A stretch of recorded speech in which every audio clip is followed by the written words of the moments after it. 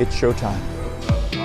The making of the Zombie. You're gonna see lots of similar transformations in Sussex County tomorrow at the Milton Theater's Zombie Fest. Hey, that was fun, right? That was the coolest thing. I You look loved so it. cool. I was so thankful for that. I was thinking, like, when else would I get that experience other than doing it on TV? It was such a blast. See, there you go. So as part of Zombie Fest, you're going to see creepy creativity at its best. Creativity, perhaps, like this.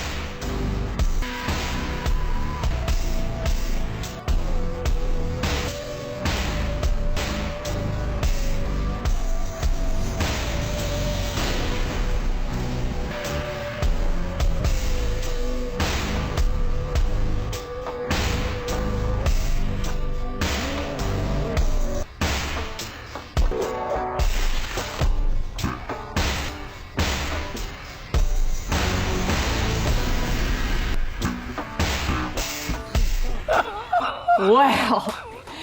Applause for that. Yeah, you're going to have to take this because I'm terrified right now. Now here's the deal. I'm not an What? expert by any sense of the word, but I think that is worthy of an award. Yeah, absolutely. And I think this guy would definitely agree. This is founder of the Revival House, Rob Rector. Rob, I mean, what you just saw. It's great stuff. It's great stuff. Yeah, definitely. I wanted to appear in the showcase on Sunday. Oh. Absolutely. Yeah. Absolutely. Let's There do it it. is. Let's do it. So yeah, so speaking of Sunday, Yeah. we're talking about the Horror Trailer Challenge, which takes place during Zombie Fest this weekend. This right? weekend, right. So this is our 5th time doing it. So we started this actually 7 years ago, took a couple of years off for the pandemic. But this is actually one of our most favorite events because it doesn't take a whole lot. I mean, all it takes is a little bit of creativity, you know, just some time on your hands. And you can make something even with your phones nowadays. And you can create something under 3 minutes that is suitably horrifying, scary, funny, what have you. I mean, it's, you know, there's a lot of creativity here on Delmarva, and it's fun to see what they can come up with. Creepy creativity. What kind of things have you seen? Are you surprised by the talent you've seen? Oh, completely. Year in and year out. I mean, we've had events where we've had up to 20 entrants into the trailers, and it's been astounding what we've seen. We give away awards. We created an award called a Visionary Award because just because of that kind of creativity we've seen out there. Like, even though they might not have the best cameras or the best time, you know, whatever, that we saw the effort. still see it. We saw the heart and the blood that went into it. So yeah. So for folks who are entering, there are guidelines they have to follow? Right. So tonight is the deadline, which is at midnight on Friday night. And we gave them essentially 2 weeks in order to film this. They needed to include an item, which was needle nose pliers. They can do anything they want with them. You can fix a television with them. You can extract a tooth with them. You can do whatever you want.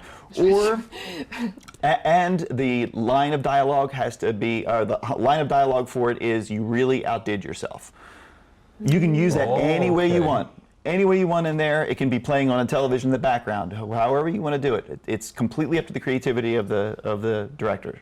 Oh my goodness! And everybody can come out and watch these. Everybody can see them. It's open to everyone. Yes. In fact, we have an audience award so that if you bring your friends and family, then they can all vote for your trailer out there too. So yeah, it's just a fun event.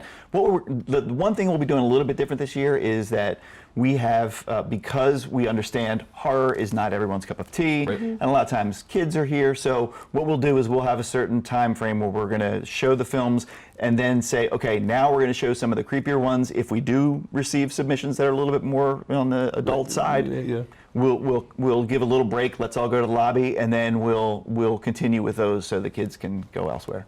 Makes sense. Yeah. Now for folks, the winners, what are they getting? So we have $1,500 cash that we give away. So we split that up with the winners. So we'll have one for the winner, one for for the runner-up, the Audience Award, and the Visionary Award. So that money gets distributed throughout. Man, wow. Get filming. You still have time. That's it. You still have time. Oh, okay. Yeah. So the deadline's not passed. The deadline's not passed yet. They're still there. Midnight tonight. Yep. Okay. Founder of Revival House, Rob Rector. Can you do us a favor? Oh. Can you? Well, this is a good one. Can you just hang out for a minute? Because we got something else we want to talk to you about. And actually, what we want to talk to you about revolves around this. So Halloween changed my life. It gave me a career. Jamie Lee Curtis, or Laurie Strode as you might know her, returns to the big screen today in Halloween Ends. Rob has lots to say about that, and he will next. Don't marvel live. We'll be right back. Evil dies tonight. Evil dies tonight. Now that looks terrifying. You are looking at scenes from the film Halloween Ends, a sequel of the Halloween franchise. Rob Rector, who is the founder, of course, of Revival House, stayed with us. Did I scare you? Wow. All right, so that? this is in theaters today. It is, yes, and it's actually streaming on Peacock Network, I believe, at the same time. So those of you who are too scared to go to the theater can actually watch it in the comfort of your home. So That'll make it better. So this is the culmination of a 40-year saga, really, that started back in 1978. John Carpenter was the director. He and his then-girlfriend at the time, producer Deborah Hill, wrote a tiny film, and it's kind of it was the highest independent grossing film of all times. They shot it for, I think it was $300,000 at the time. It went on to gross about $70 million. Wow. Spawned, this is the 13th film that bears the Halloween name to it. But, really? you know, it's been legendary, and it becomes essential viewing for many families for Halloween night. Or Halloween week. And something we were just talking about is that if you want to see Halloween Ends, you don't necessarily have to go and watch every single Halloween movie. I don't think you necessarily need to see every single one. In fact, they all kind of exist in their own little universe. I wouldn't recommend going to see the one prior to this. This was the weakest of them. Really? So this one, though, is the director, David Gordon Green, and writer Danny McBride both said this could exist kind of as a standalone, and it looks at, you know, the survivors' guilt and how people cope and you know, have their therapy of dealing with mortality and such. Right, so overall, big picture, what do you think? I'm hoping. I was just saying, I wasn't that impressed with the previous one. Right.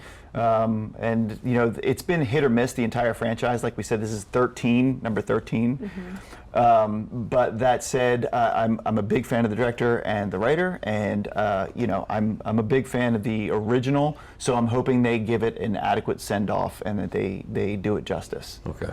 And this is Jamie Lee Curtis. I mean, this has been a huge deal for her throughout her life. This was her starting role. I mean, this was her first role that she ever had, was in 1978's Halloween. So she's now an executive producer of this series. So this is something that's close to her heart too. She starred in, I think, 1, 2, 3, 4.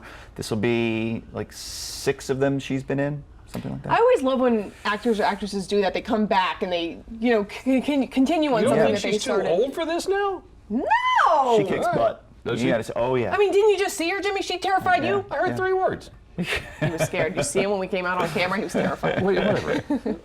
So let me ask you this, because you are so well versed in everything we're talking about. Do you have a favorite horror flick? I do enjoy the original Halloween. I think, like we were saying just before camera started rolling, you'd be surprised at how bloodless that movie is. And it's all about what you don't see. And that's what I like. I like to be terrified of things where your mind kind of fills in the gaps. So the old, I just lost his name. You know who I'm talking? Oh, for Pete's sake. Hitchcock? Thank you. There it Alfred is. Hitchcock. Yes. That was his modality, right? That's exactly what it was. I mean, if you look at the infamous shower scene, Yes. that knife never actually pierces the body. Right. Never. Through all those frames, it is all. In fact, the sound of it. Fun fact: the sound of that knife hitting the skin is actually the director stabbing a cassava melon Really? Yeah, and that's what made the sound. So it's all the other things that combine in our head to make it as frightening as we make it seem to ourselves. The stuff you know, you're an amazing man. Rob Rector, the founder of Revival House, thank you for talking. Yes. Yes, absolutely. yes, absolutely. Happy Halloween.